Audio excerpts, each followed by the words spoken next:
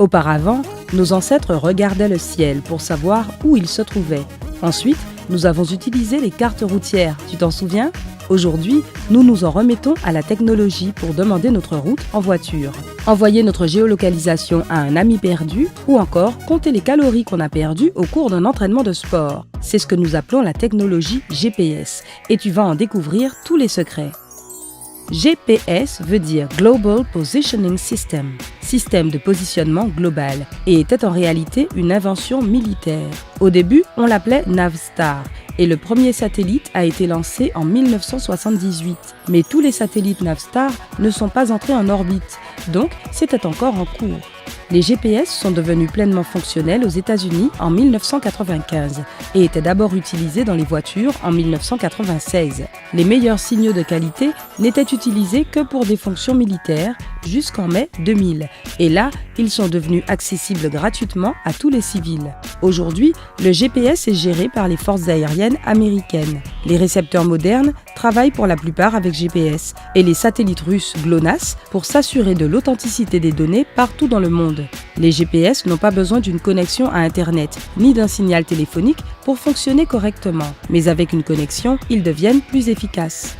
Le GPS est partout et tu peux même acheter des semelles GPS pour savoir où se trouvent tes enfants ou tes proches atteints d'Alzheimer.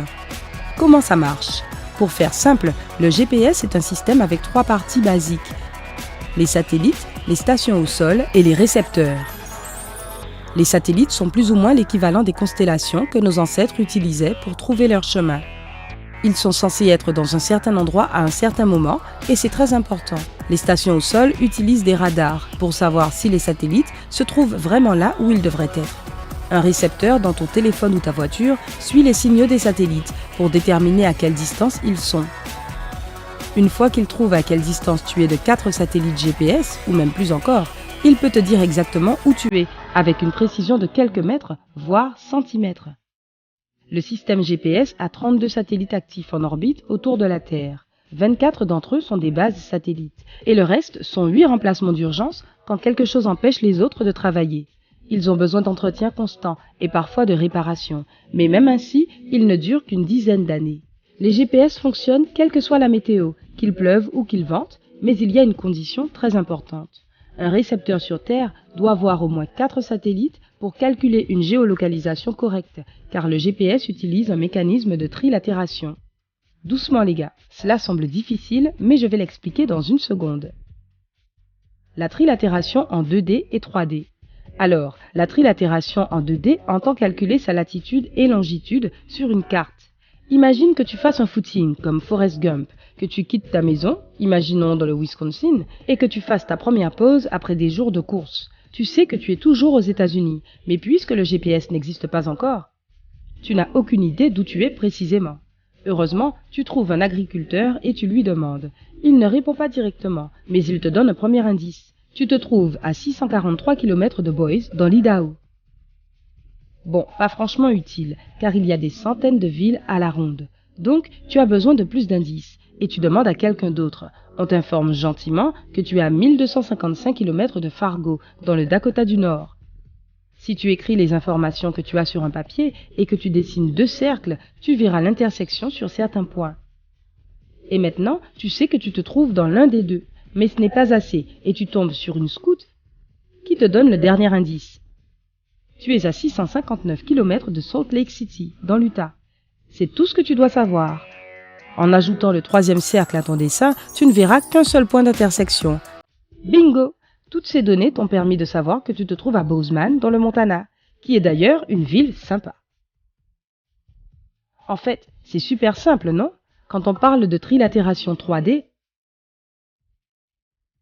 c'est grosso modo pareil, mais ce sont des sphères et non pas des cercles que tu dessines. La position 3D inclut ta latitude, ta longitude et ton altitude. Si les rayons de l'exemple précédent partaient dans toutes les directions, tu aurais une série de sphères 3D. Donc, si tu sais que tu es à 24 km du satellite A, alors tu te trouves sur un point dans la sphère imaginaire qui a un rayon de 24 km. Tu es aussi certain d'être à 32 km du satellite B. Quand 2 sphères se chevauchent, tu verras un cercle. Prends la distance du 3e satellite pour construire une autre sphère et tu obtiendras 2 points d'intersection. Prenons la Terre elle-même pour faire notre 4e sphère, car tu sais que tu es sur Terre et que tu ne peux être que sur un seul des 2 points qui te sont proposés. Plus tu utilises de satellites, plus ta position sera précise.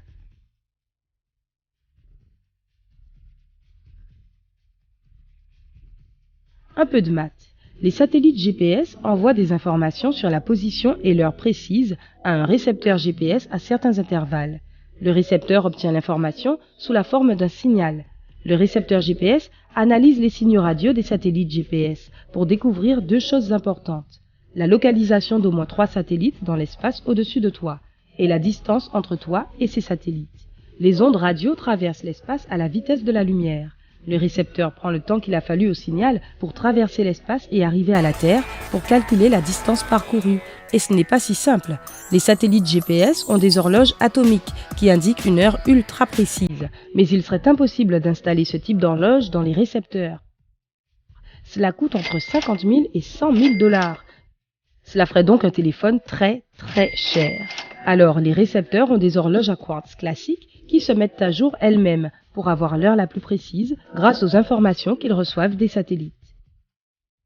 Deuxième difficulté, le temps passe plus vite pour les objets qui sont loin de la gravité, comme la théorie de la relativité d'Einstein. Les horloges atomiques des satellites vont 38 microsecondes plus vite que les horloges sur Terre chaque jour. Si les scientifiques ne faisaient rien à ce sujet, les localisations des GPS s'éteindraient de près de 10 km par jour. En utilisant au moins 4 et non pas 3 satellites, cela permet de résoudre les 2 problèmes et de déterminer la localisation exacte des objets. Quand tu utilises seulement 3 satellites et 3 sphères, ils se superposent à un endroit, même si tu as les mauvaises données. Quand tu as 4 sphères, tu obtiens forcément les bonnes informations. Autre chose, il ne suffit pas de savoir à quelle distance se trouve le satellite du récepteur, mais aussi de savoir exactement où se trouve le satellite. Ce n'est pas si compliqué en fait, car les satellites ont des orbites prévisibles. Aussi un calendrier GPS dans le récepteur qui indique où devrait se trouver tel ou tel satellite à tel moment. L'attraction de la Lune et du Soleil affecte un peu les orbites, mais le département de défense s'en occupe et envoie des informations à jour au récepteur GPS, en même temps que les signaux des satellites. Les GPS déterminent la localisation la plus exacte des gens et des objets, mais ils envoient aussi des signaux temporels qui sont corrects à 10 milliardièmes de seconde. Tu peux d'ailleurs avoir une heure plus exacte avec l'horloge atomique, comme celle sur les satellites GPS. Les systèmes bancaires, les réseaux électriques et les réseaux mobiles travaillent tous avec le GPS pour les opérations, allant des appels synchronisés aux transactions horodatées avec précision. Et voici un bonus. Même si c'est très précis et utile, parfois les GPS emmènent les gens dans des endroits inattendus, surtout dans les zones rurales. Tu t'es déjà perdu, moi aussi. C'est difficile de croire qu'un chemin de terre est en fait une route. Et les conséquences peuvent être assez déplaisantes pour le conducteur et les passagers. Un conducteur de caravane suisse, par exemple, s'est un jour retrouvé en haut du mont Berghoun. Il n'a pas pu faire demi-tour ni continuer à avancer, donc il a dû appeler à l'aide. Et un gros hélicoptère l'a sauvé.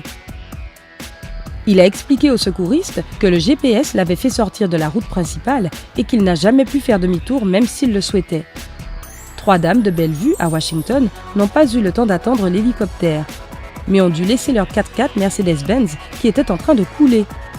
Elles conduisaient après minuit et n'ont pas vu que la route que leur indiquait leur GPS était en fait une embarcation qui les a directement amenées dans un lac.